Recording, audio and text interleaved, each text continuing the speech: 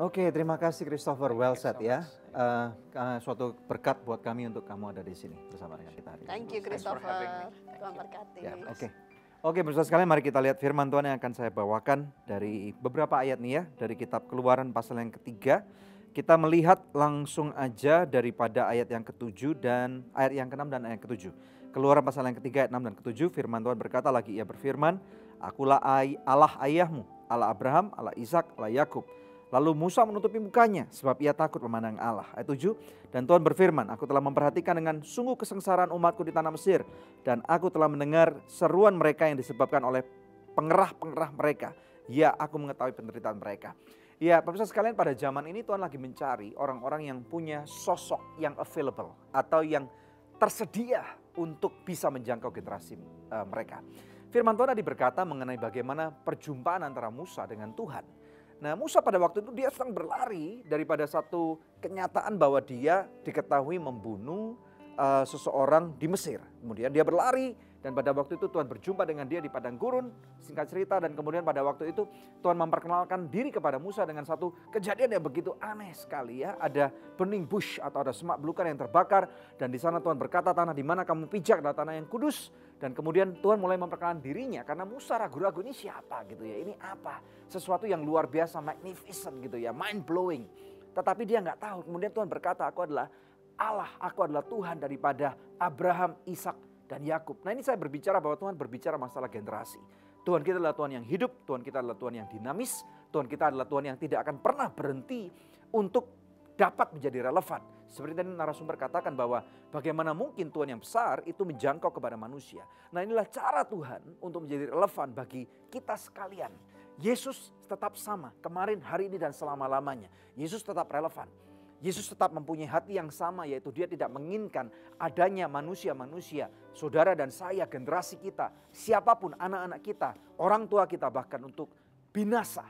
Dan oleh karena itu Tuhan lagi mencari siapakah kita yang mau tersedia untuk bisa menjangkau kepada orang-orang yang ada di generasi kita.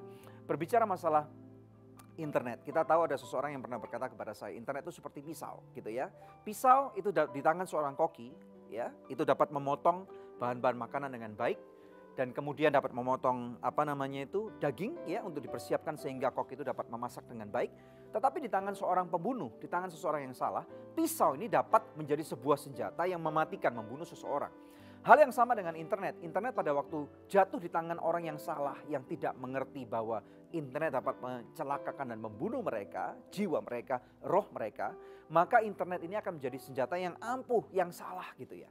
Tetapi pada waktu kita dapat menggunakan atau utilize internet dengan cara yang benar, maka internet ini dapat dipakai bahkan untuk menjangkau jiwa gitu ya. Zaman sudah berubah. Kita harus mau relevan untuk menjangkau kepada generasi ini. Nah, tips saya kepada Anda-Anda yang merasa bahwa Anda sudah generasi yang sudah atas ya. Memang benar kita tidak perlu untuk menjadi seperti mereka. Karena kita nggak bisa menjadi seperti mereka. Saya sudah berumur 40-an, saya nggak bisa lagi berumur 20-an apalagi 15-an gitu ya.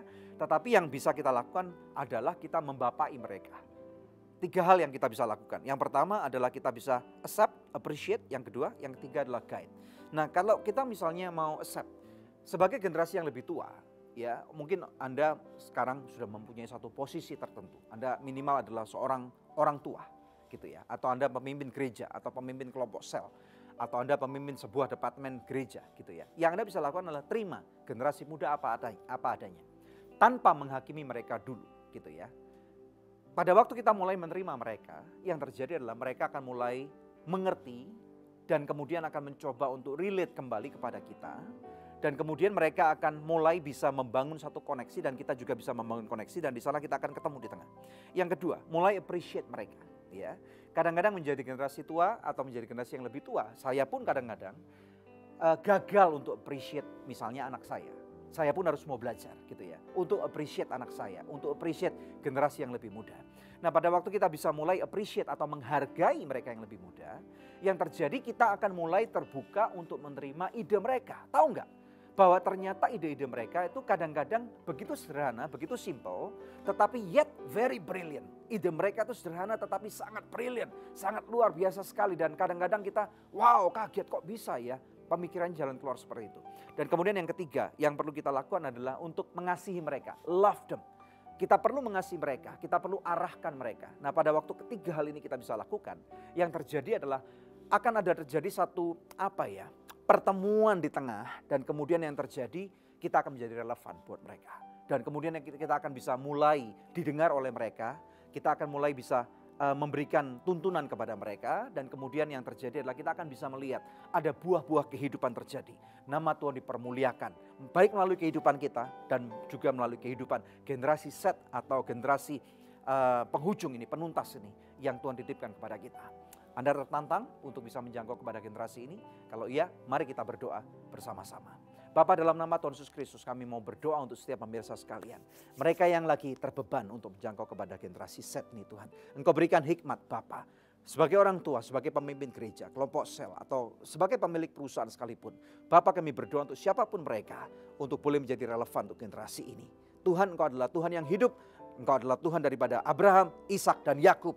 Tuhan, Engkau masih relevan buat zaman ini, di zaman 2017 dan seterusnya Bapa. Dan kami minta biarlah Tuhan Engkau equip kami, berikan kami hikmat Tuhan, berikan kami kekuatan. Di dalam nama Tuhan Yesus Kristus aku melepaskan kemurahan Tuhan, kebijakan Tuhan, dan penyertaan Tuhan. Kasih karunia Tuhan tanpa batas, melindungi keluarga Anda. Dan apabila Anda yang sakit sekalipun pada saat ini, saya ucapkan dengan bilurnya Yesus, Engkau boleh sembuh. Hubungan yang sudah rusak bahkan antara orang tua dan anak, sekarang juga terjadi pemulihan. Hubungan suami istri yang sudah hancur, lebur, sekarang terjadi pemulihan. Terima kasih karunia Tuhan, berkatnya melimpah menyertai saudara. Di dalam nama Tuhan Yesus Kristus, yang diberkati Tuhan katakan, amin. Hai pemirsa, Anda diberkati dengan episode yang baru saja Anda saksikan. Jangan lupa subscribe di channel YouTube kami, oke? Karena masih ada begitu banyak episode Good News lainnya yang pasti akan memberkati kehidupan Anda.